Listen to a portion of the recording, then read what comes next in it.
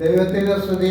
ലൂക്ക 1:67 മുതൽ 70 വരെയുള്ള വാക്യങ്ങൾ സക്കറിയ പരിശുദ്ധാത്മാവിനാൽ നിറഞ്ഞു പറയുന്ന ഒരു വാക്കുണ്ട്. ഇസ്രായേലിന്റെ ദൈവമായ കർത്താവിനെ സ്തുതിക്കണം, അവൻ തന്റെ ജനത്തെ സന്ദർശിച്ച് വീണ്ടെടുത്തിരിക്കും. ഈ വചനങ്ങൾ നമ്മെ ഓർമ്മിപ്പിക്കുന്ന ക്രിസ്മസ് ഒരു വാഗ്ദാനത്തിന്റെ നിറമാണ്. തലമുറകൾക്ക് മുമ്പ് പറഞ്ഞ വാഗ്ദാനം യേശുവിന്റെ ജനനത്തിൽ യാഥാർത്ഥ്യമാകും.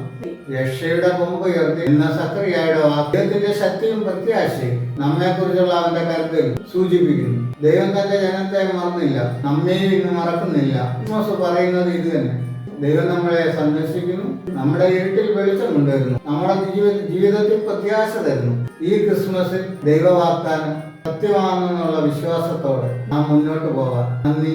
ക്രിസ്മസിന്റെ സമാധാനം എല്ലാവരുടെയും ഹൃദയങ്ങളിൽ നിറയട്ടെ.